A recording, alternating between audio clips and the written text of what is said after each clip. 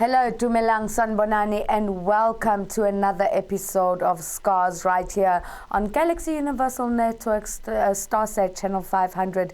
If you are tuned in on Facebook, we say welcome, Sanamgela. It's me, MARITJIE Bothma Ntomza Mazulu, Zinhle Ntomza KZN.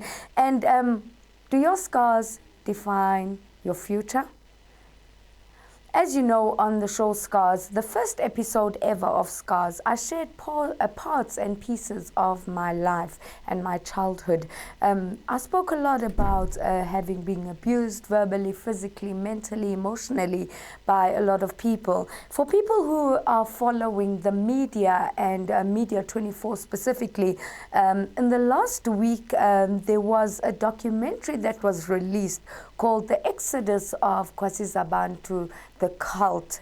Well, for those viewers who don't know my history will know I've always spoken about the place where I grew up, but I never mentioned it because we were under investigation for the past 7 months, and it was a grueling investigation on the realities of what is really happening at KwaZulu-Bantu Mission. But now it's all out in the open, and on the show today, we're going to be focusing on the exodus of KwaZulu-Bantu Mission. We're going to be talking with survivors of KwaZulu-Bantu Mission. We're also going to be discussing what is the cult all about? When does a church sector be seen as a cult or be defined as a cult? But before we continue with this topic today, please do go to our Facebook page. Give us comments. Maybe you were once at KwaZulu-Bantu and would like to share your views with us. You are welcome to go to our Facebook page on Galaxy Universal Network. Add your comments. You can stay anonymous.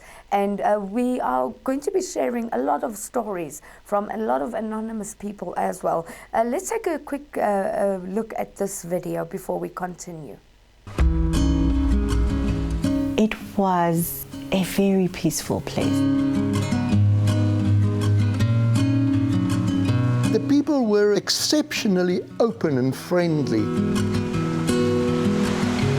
Our lives were socially, religiously, economically revolved around KwaZulu-Bantu Mission.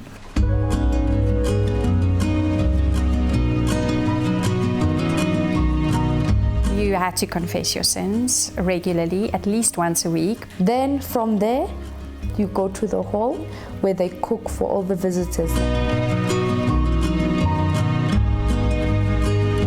You will see a whole lot of people that seem content and at peace, but that's just because they have to be.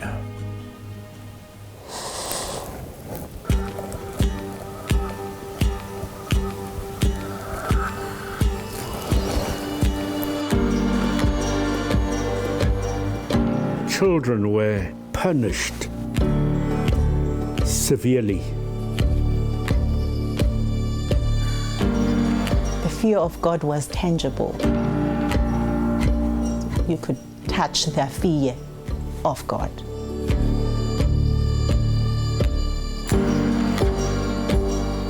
I recall him then pressing my head into the grass. And I just recall feeling pain and feeling like I was going to die. It was a house of horror.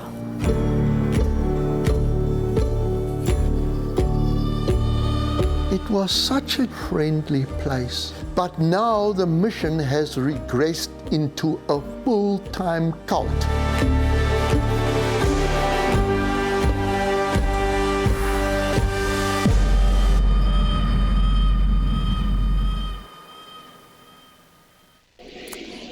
And welcome back right here on Scars on Galaxy Universal Network, Starsat Channel 500. Let me go back again. KwaZulu-Bantu Mission. KwaZulu-Bantu Mission is a 50-year-old church on a farm in KwaZulu-Natal. that is where I have shared my story for the past 36 years, that I moved to KwaZulu-Natal in 1986 at the age of 2 with my adopted family, the Van der Walt family. We became workers at basically at KwaZulu-Natal Mission.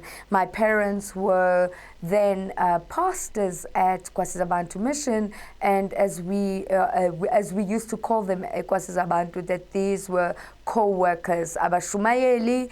And now there are certain laws and regulations that were always put in place about KwaZulu-Natal. The laws were from simple, you've got to confess your sins at least twice a week or once a week. You had to tineza amantombazane, and this was mostly done to the black community, where kyahlolwa, what we call where a girl gets tested by the aunties whether she is still a virgin or not. And this happened to me as well as umlungu. My cry growing up was to say that umariki bothma, at the age of 8 mina ngahlolwa, and I was told ukuthi ngumntana ohluphayo, and I had to go through the traditional Zulu way of having an older woman put her fingers in my private parts to see whether I'm a virgin or not, and I'm only 8 years old.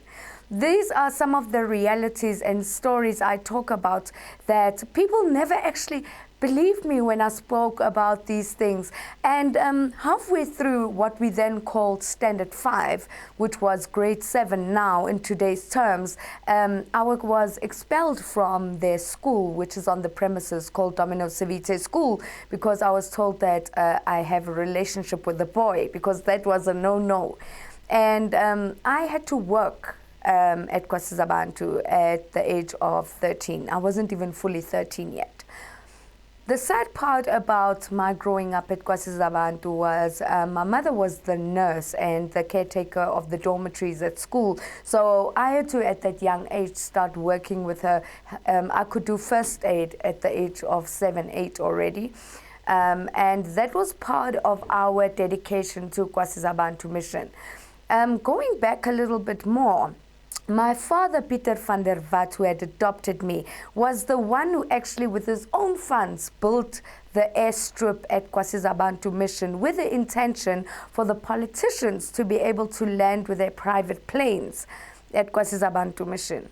And this is where a lot of the political meetings started happening. This was in the early 1980s. During this time, when we moved to KwaZulu-Natal Mission, we moved into the owner of KwaZulu-Natal, Erlo Stegen's house. We were actually children in his house, and they were building the so-called auditorium church. And we were going to be the caretakers of the church, which in 1987-88 is when the church was when they finished completing the church, and our whole family had to move into KwaZulu-Natal's auditorium to become the caretakers of the church. Mariki Bothma's personal experience of KwaZulu-Natal, of rape, started at the age of 5 by my own father.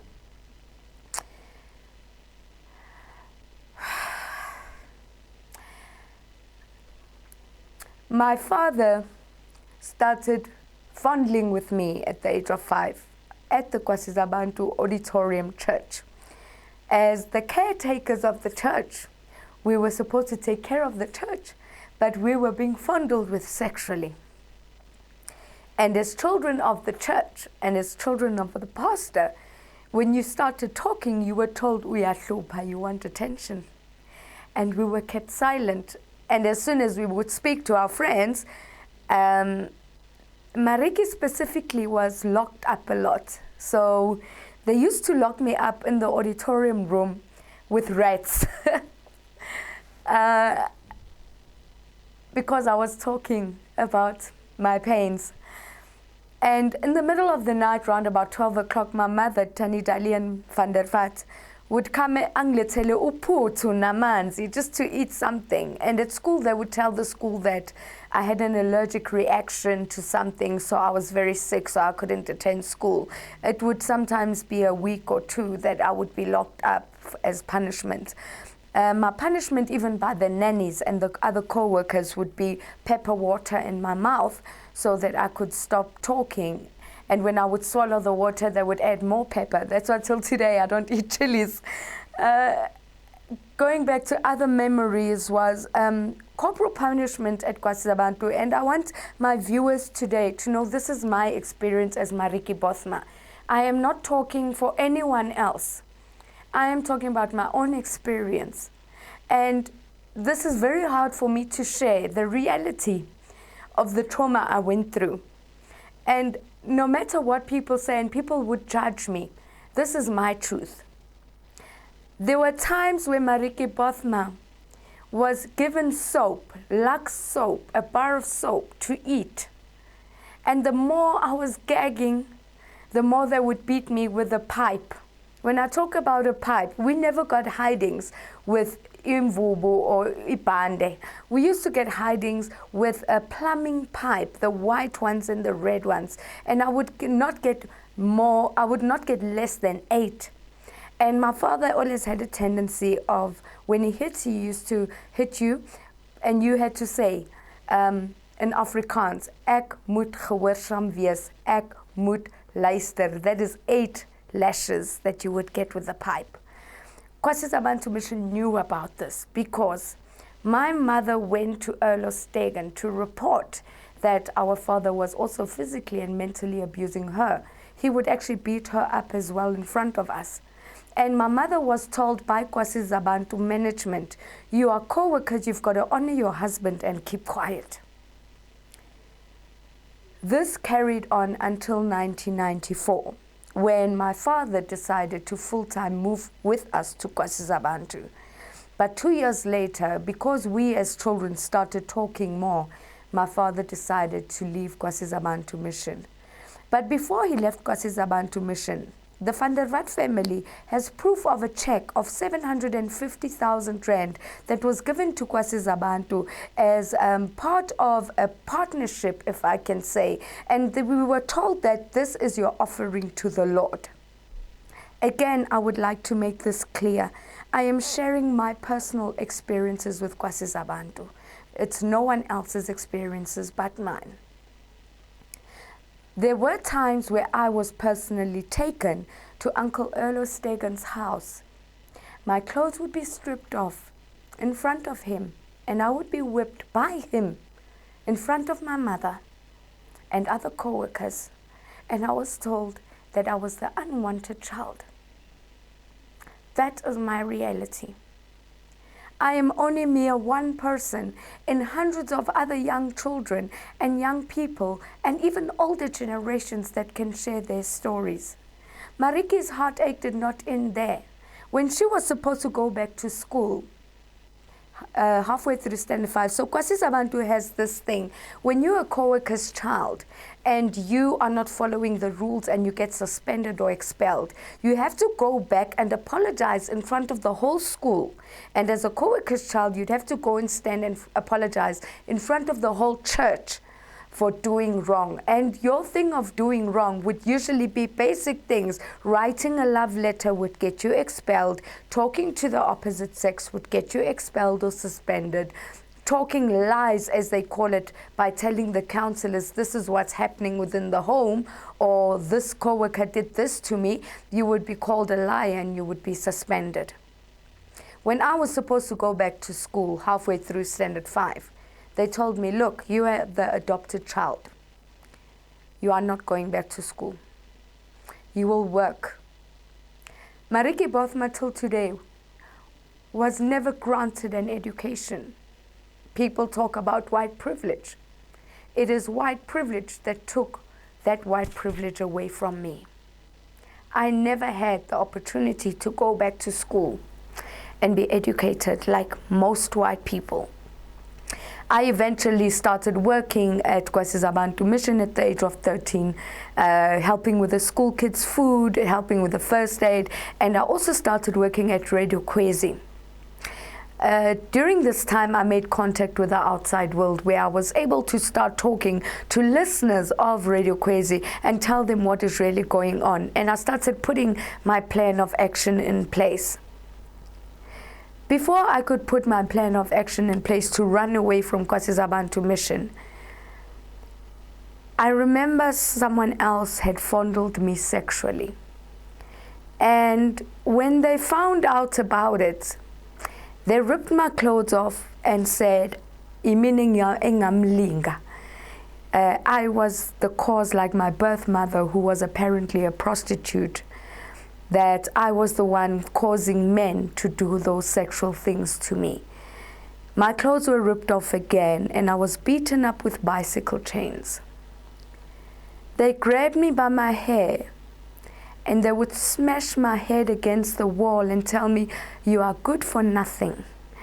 You will only be good enough to wash pots and change nappies because no one wanted you from birth, and so do we not want you. Those were the exact words from management of Kwasizabantu mission at the age of 13, when I was told it is my fault for being raped on Kwasizabantu mission. Kwasizabantu mission found out about my plan to run away. They caught me with a guy who was supposed to hide me and drive me out of the gates of Kwasizabantu mission as a 13-year-old. And they beat him up, and they took me to Erle Stegen's house. My family was then called and told that I've rebelled against the rules and regulations of Kwasizabantu. And I just remember waking up in another province in Northwest on one of their farms in Smithfield, in Lichtenberg. There, the farm was owned by Santa Sneeman. There I was supposed to now be punished for being caught with a man. I had to work in the fields.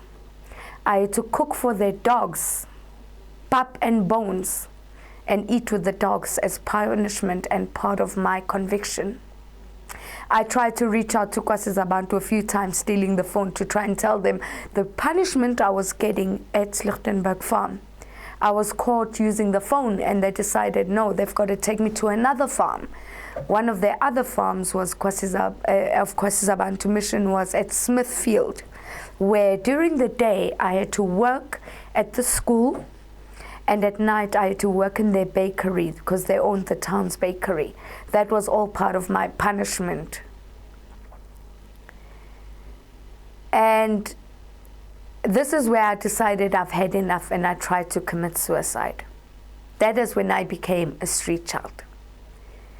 But obviously, on today's show, I wanted to go into detail about Kwasizabantu mission because we've seen in the media that it's really, it's been exploding about the cult of Kwasizabantu.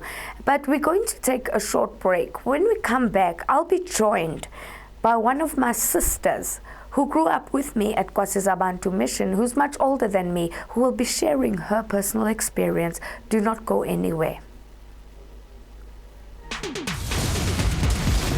Feel the heat. Hold on. To make it through this journey alive, you're gonna need someone to teach you the ninja way. Don't just stand there, kill someone!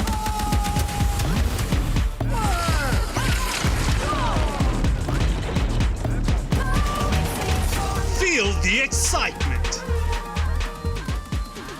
Feel the heat with Starsat. Welcome back right now here on Scars on Galaxy Universal Network.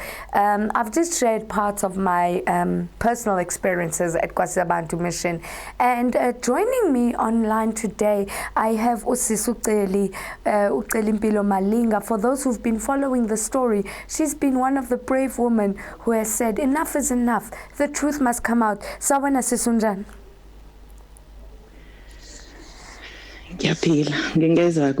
Well, you are strong. You are strong. I think we are all strong. I got off. No, wait. I got off easy. I got off easy. Wow. Now in this situation, I think I had white privileges compared to what you had. Wow. Yo, Sissy, you know, the world is all ears since we started speaking out about KwaSizaBantu mission and our personal experiences. And I know there's been a lot of negativity around Uguti Tinasya. We are being paid off to tell these stories. Sissy, what actually motivated you to say, it's time I speak? In 1998, I think, I was in Randburg at the time and I was working for MultiChoice. Erica wrote an article for Femina magazine, If It Was Not You magazine. I can't remember which of the two it was. And I decided to just corroborate her story, saying, wow, you're brave. I know what happened to us. And for me, it was just saying, me too, basically. Me too. I had no intentions of taking them down. In fact, I didn't think that the monarchy was ever going to be questioned for what it was doing. So it was just a matter of telling a story in passing. And then we wrote that story, nothing happened. And then a couple of months back, Erica reached out to, not me in particular, it was on Facebook, and she was saying there's been further cases of abuse and she feels that someone has to put a stop to it. And I was like, okay. I didn't respond on Facebook. I called her because I still had her contacts. I called her and I said, I salute you for what you're doing and you have my full support. And she says, okay, then if you support me, would you be interested in writing your own story and telling your own story? And I was like, not sure.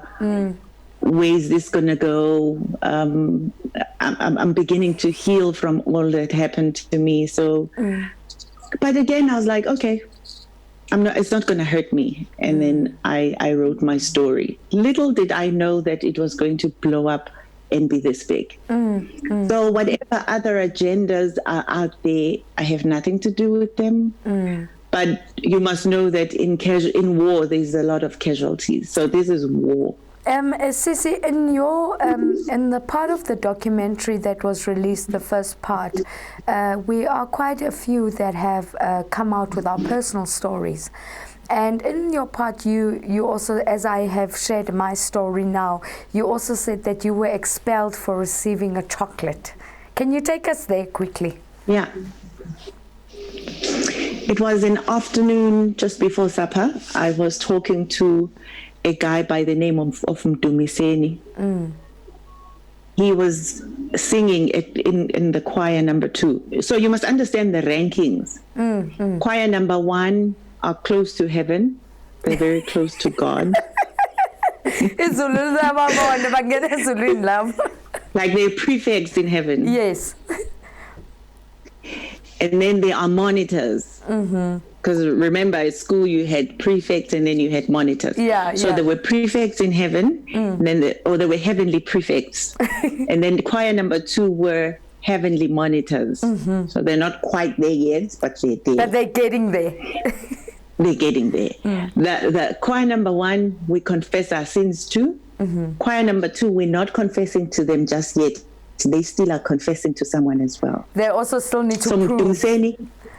Yes, so Mdumiseni is in the proving stage, but he's getting there. But to me, at the time, he was just a baba. You know how we called no baba, no mama, no auntie. Exactly. Yes. In some cases, when someone was a little younger, then you'd call them uputi.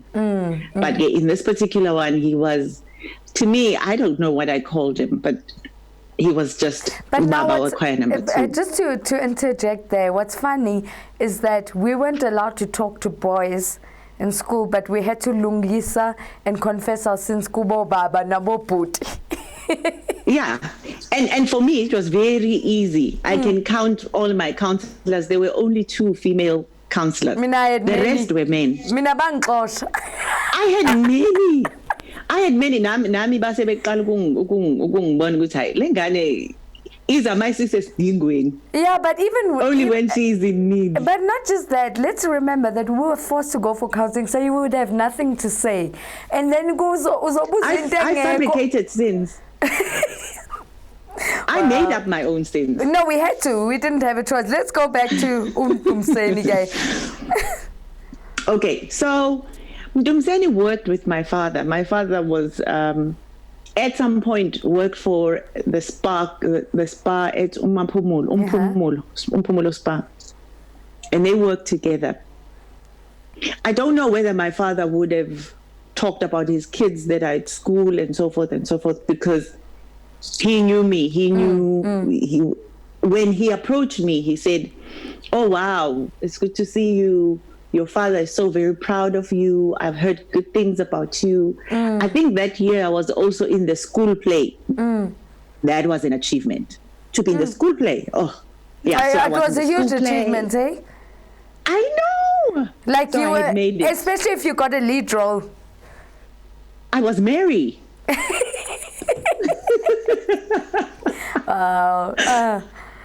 So, but I didn't get to play the parts because I was expelled in that year. So, well, you got expelled for receiving a chocolate. So we chit chat, and he gives me a ball chocolate. You know how you would have Easter eggs? It wasn't an Easter egg though, but it was something similar to an Easter egg because it wasn't Easter. It was in October. It was going to November. Because I think we just finished our exams, so getting ready for the parents' day and so in our departure after that little chat, he gave me a chocolate and I ran to the school hall. That day we were eating mas and brown bread and a cube of margarine and polony. Remember? Yeah, for the viewers out there watching the show, so we used to get 2 slices of dry bread, and you get like a little cut cube of rama and 1 thin slice of polony if you were lucky. Well, I was lucky I had polony, but I didn't like polony, so I would trade my 1 slice of polony for an extra bread. Oh, that was clever. See? Wow. So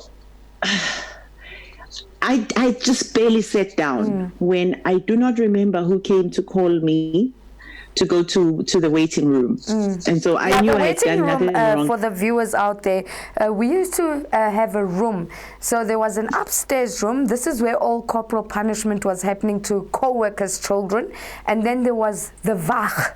The Wach was the main waiting room where all the corporal punishment was coming. To give you a view, it was a little room, almost like your dining room kind of setup, but then it had 2 little private rooms in that room, and that is where ukuhlolwa kwamantombazane happened. That is where the beatings would happen, and that is where most of the time you would be locked up and kept away from society.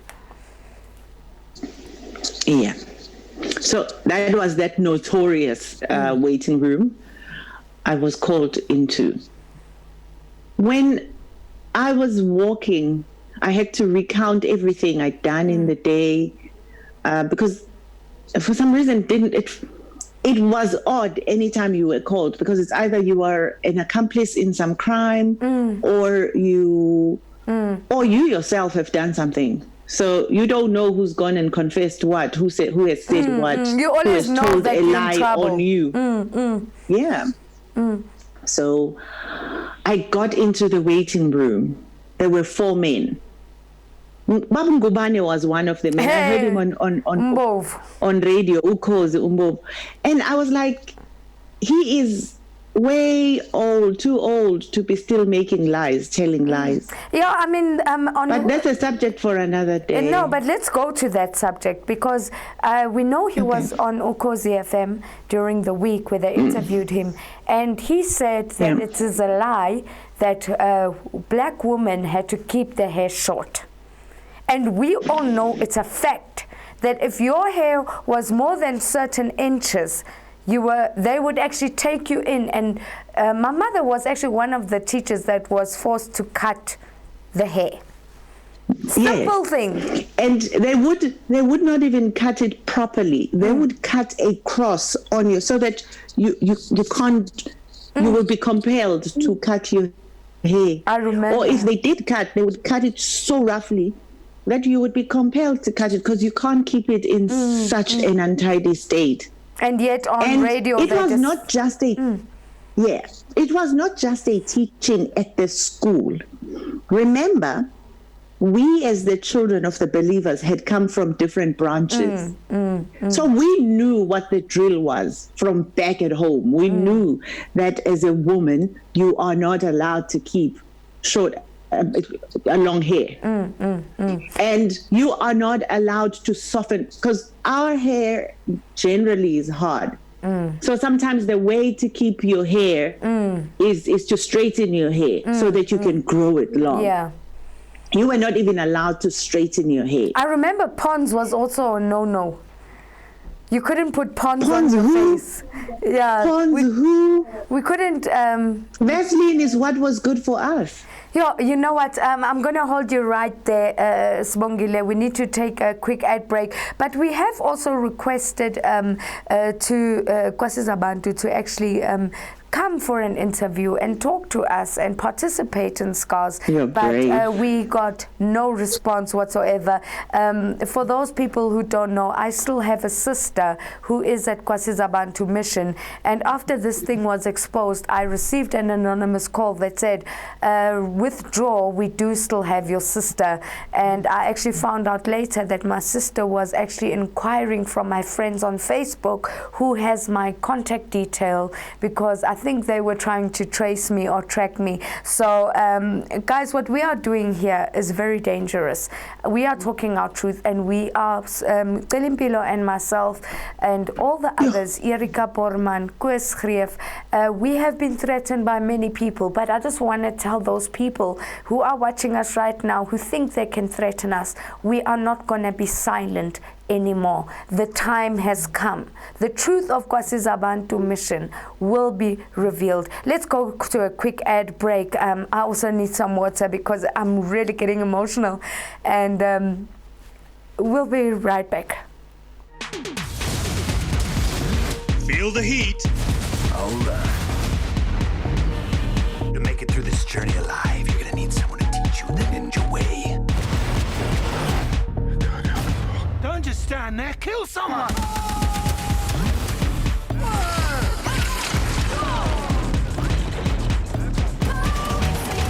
Feel the excitement.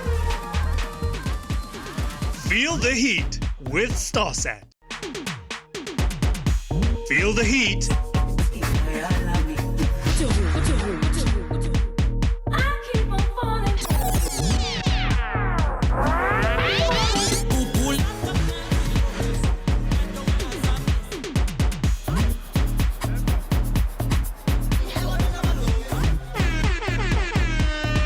Feel the excitement. Feel the heat with StarSat. Tech Talk brought to you by Tamani Technologies and Systems. Tamani Technologies and Systems takes leadership in fourth industrial revolution. The whole world is facing a transformation. The revolution will be developed into the following stages: digitization, cyber security, Internet of Things, managed services, document management, and business applications. We provide business transformation and ICT solutions with presence in 13 African countries and 2 European countries. We are your leading partner in integrated platform providers, innovation leaders, standalone products, and innovation pace setters. Tamani Technologies and Systems, delivering value across continents.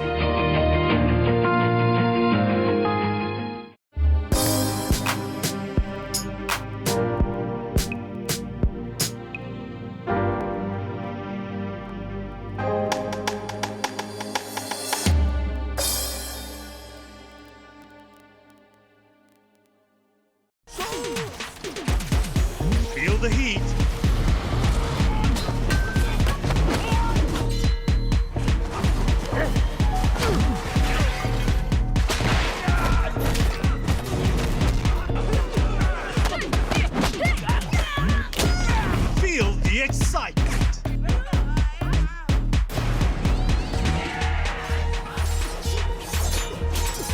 Feel the heat with StarSat. Feel the heat. Do you dream of awesome cartoons filled with funny characters who go on extraordinary adventures? Everybody ready? Ready! Hold on, I'm coming! This is absolute genius.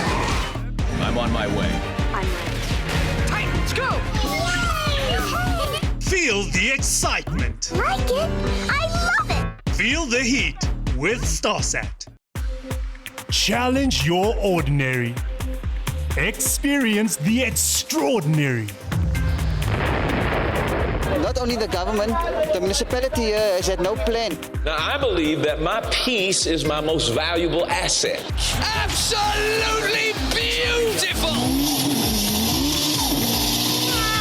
This is exactly what I was looking for! DJ Khaled! It is a day to celebrate. We're ready for action. I like it when it's nice and soft. Yeah, that is nice. How was it like growing up in Nigeria? Yes, sir, you know what it is. Feeling is there that, you're doing something special. Stop being so dramatic, Mira. You should just be what you want to be.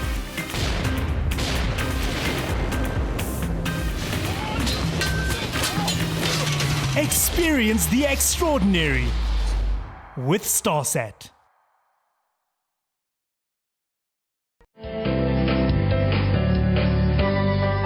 Good morning.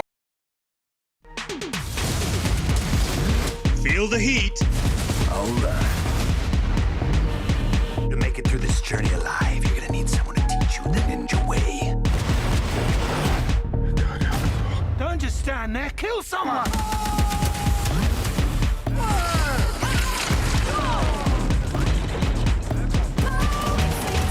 Feel the excitement. Feel the heat with StarSat. Feel the heat.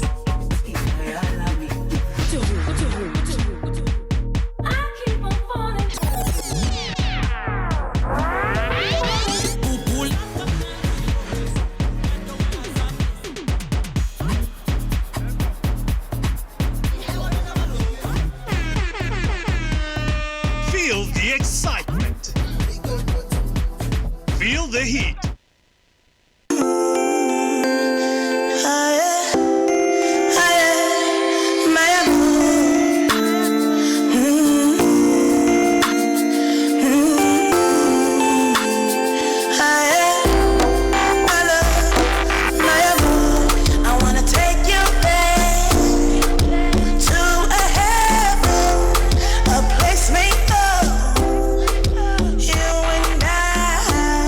I wanna hold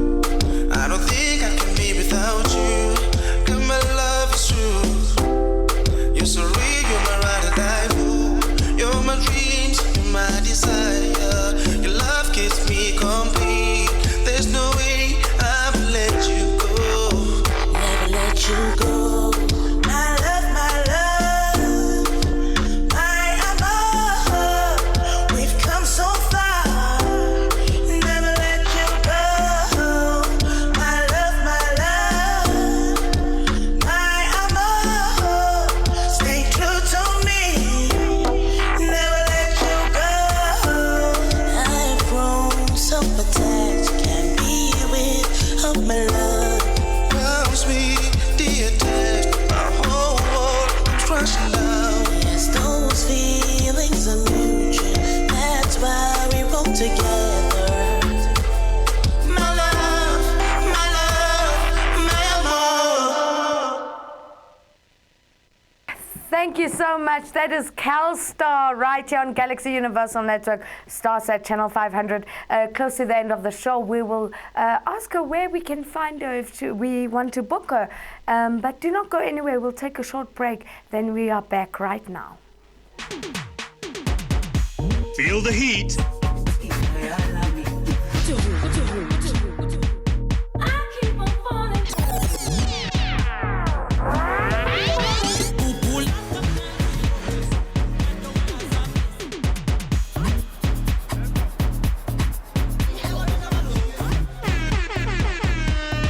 Feel the excitement.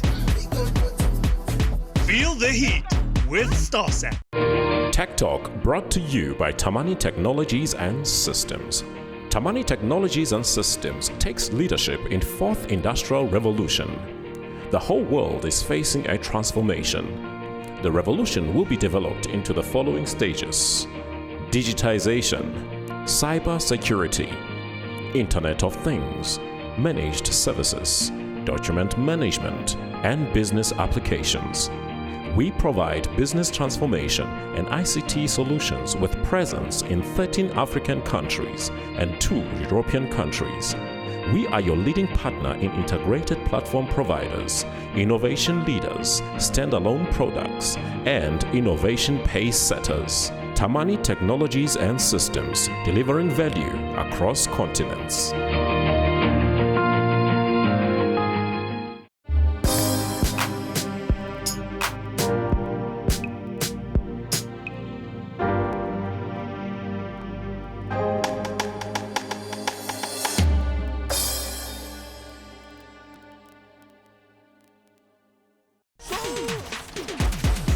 Feel the heat.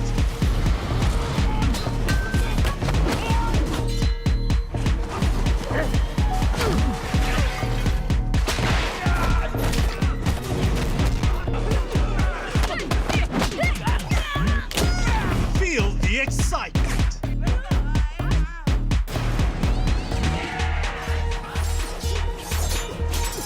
Feel the heat with Starsat. Feel the heat. Do you dream of awesome cartoons filled with funny characters who go on extraordinary adventures? Everybody ready? Ready! Hold on, I'm coming. This is absolute genius. I'm on my way. I'm ready. Titans, go! Feel the excitement. Like it? I love it! Feel the heat with Starsat. Challenge your ordinary. Experience the extraordinary. Not only the government, the municipality here has had no plan. Now, I believe that my peace is my most valuable asset. Absolutely beautiful! This is exactly what I was looking for. DJ Khaled! It is a day to celebrate. We're ready for action. I like it when it's nice and soft. Yeah, that is nice. How was it like growing up in Nigeria? Yes, sir, you know what it is. Feeling is there that, you're doing something special. Stop being so dramatic, Mira. You should just be what you want to be.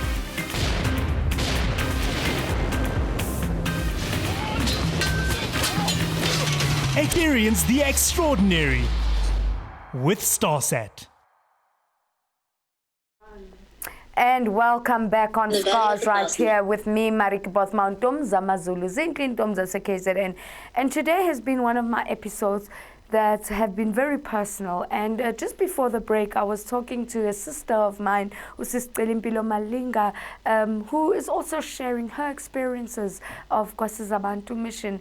And it has not been an easy journey. Before the break, I got very emotional. And I'm going to go back to Usisuceli. Sisceli, are you there? Unfortunately, it's cut to sincane kakhulu namhlanje. So, sisi, ngicela uyivala nje. Please tell our viewers that, as I said before the break, I'm not backing down. What would be the word for those others like us who have experienced the sexual, mental, physical, emotional, even financial abuse from Nkosi Zabantu? For those who are scared to talk out, what would your message be to them? We were never, we really never experienced closeness whilst we were inside.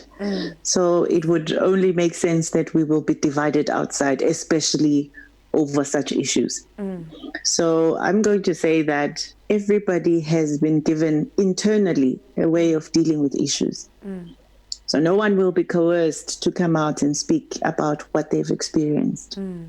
It's not going to be, this is not a mob justice. It is a way of coming to terms with whatever it is that the person has come across and has experienced.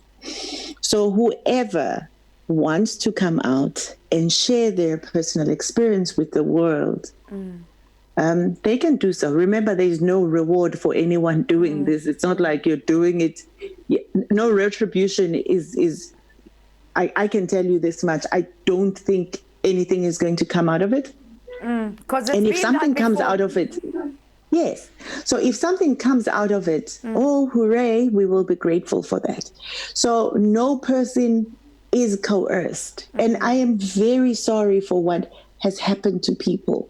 Sometimes it might seem as though we are opening up wounds that people have tried to deal ignore with. Or even and ignore. And when this is surfacing and people are reliving their pain, it is not out of the fact that we are insensitive to their pain. It's unfortunate that my story is linked to so many other people. And so in telling my story, I will tell of where I come from, and people will be reminded of what has gone down. And to those people, I truly am sorry. And to the people that still have benefits that are coming out of the mission, I am also sorry. It is unfortunate that my story is linked to their story and somehow has unraveled so much. But to those that are hurting, I really want to say, I hope you find closure. I hope you heal. I hope God just gives you what you need to get through this period, because this period is not going to be easy. Every time the word Nkosi Zabantu is mentioned, you will feel the pain. Well, yes. Sister Limpilo, we thank you so much for your time and for your courage to actually come out. And we thank you. We thank you for being a voice to the voiceless, because there are many voiceless people who, like me and you, I'm very emotional today because it's funny how in the past we think we've dealt with something, and when reality strikes, you never really deal with rape. You never really deal with abuse. You don't. You never really deal with what the effect of what people tell you. So much love to you, Sister Eli, and we thank you for being brave enough. And siyanicela nonke nanifunda nathi Nkosi Zabantu mission. Siyanicela ukuthi nani phumani sisupporteni ukuthi sibe yivoice yenu. We're going to take a quick break. We need to just, this whole hour has been very rough for me and for you as well, and for our viewers and those people sending comments. Will be responding to your comments. Thank you so much. We're going to bring up other performance just after the short break. We'll be right back. Challenge your ordinary. Experience the extraordinary. Not only the government, the municipality here has had no plan. Now, I believe that my peace is my most valuable asset. Absolutely beautiful! This is exactly what I was looking for! DJ Khaled! It is a day to celebrate. We're ready for action. I like it when it's nice and soft. Feel the heat. Hold on. To make it through this journey alive, you're gonna need someone to teach you the ninja way. Don't just stand there, kill someone!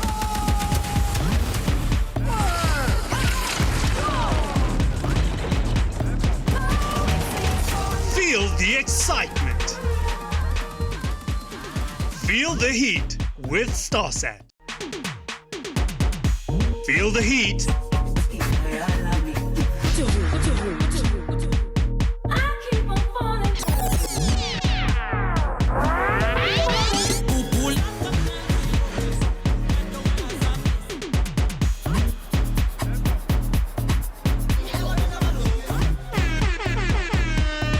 Feel the excitement. Feel the heat with StarSat. Tech Talk brought to you by Tamani Technologies and Systems. Tamani Technologies and Systems takes leadership in fourth industrial revolution. The whole world is facing a transformation. The revolution will be developed into the following stages: digitization, cyber security, Internet of Things, managed services, document management, and business applications.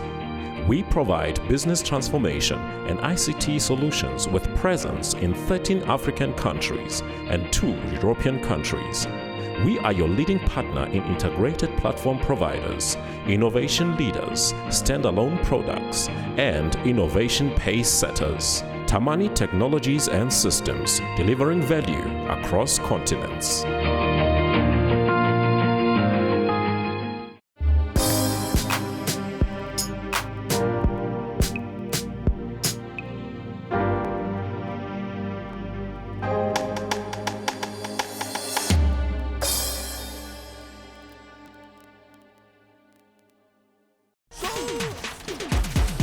Feel the heat.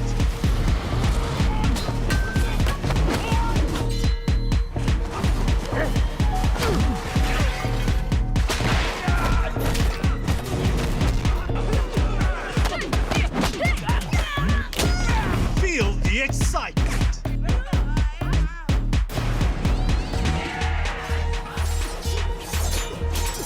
Feel the heat with StarSat.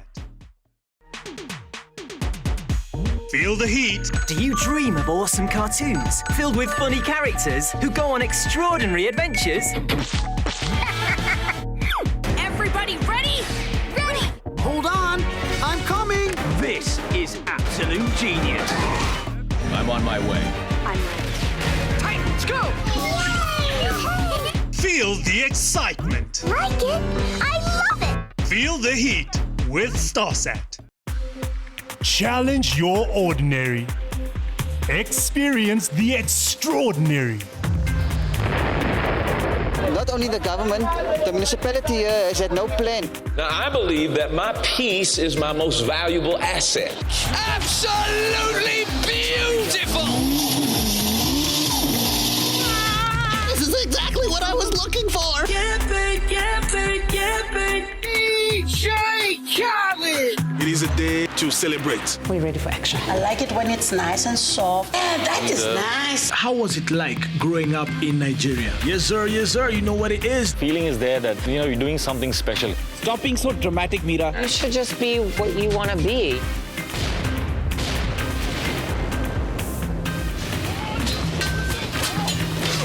Experience the extraordinary with StarSat.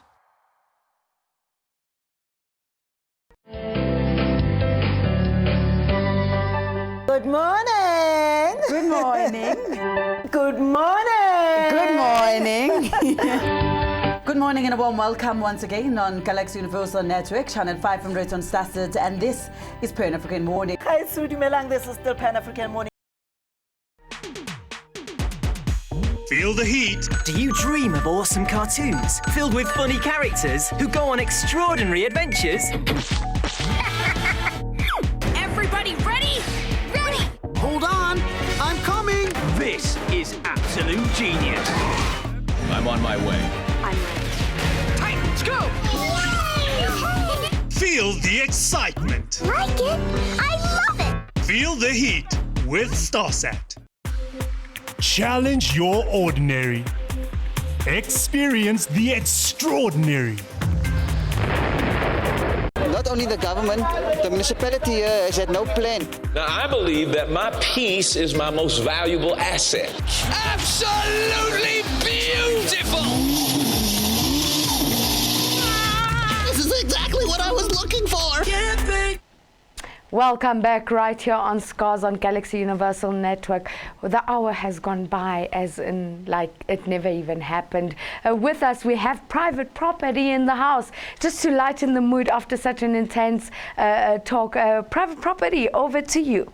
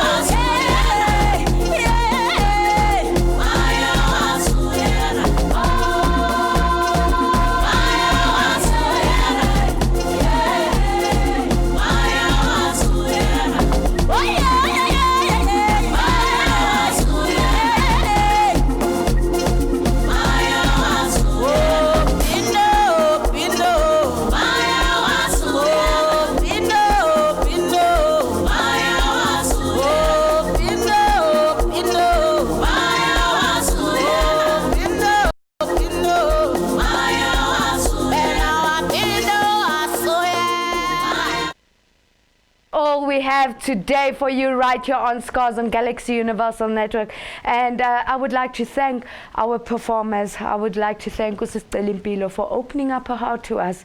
Remember, do your scars define your journey? Unfortunately, because of time, we can't ask our artists today where to find them, so do go to our Facebook page. We will put all their links available on the show, and you can then communicate like that with them.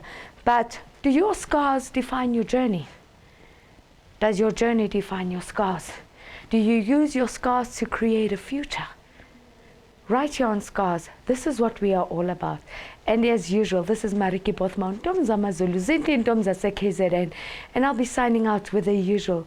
Walila umntwana, alilela umama ke, wangithatha wambeka esifubeni sakhe. Watithula sana lwam, watithula sana lwam. From me to you, goodbye. Walila umntwana, alilela umama ke.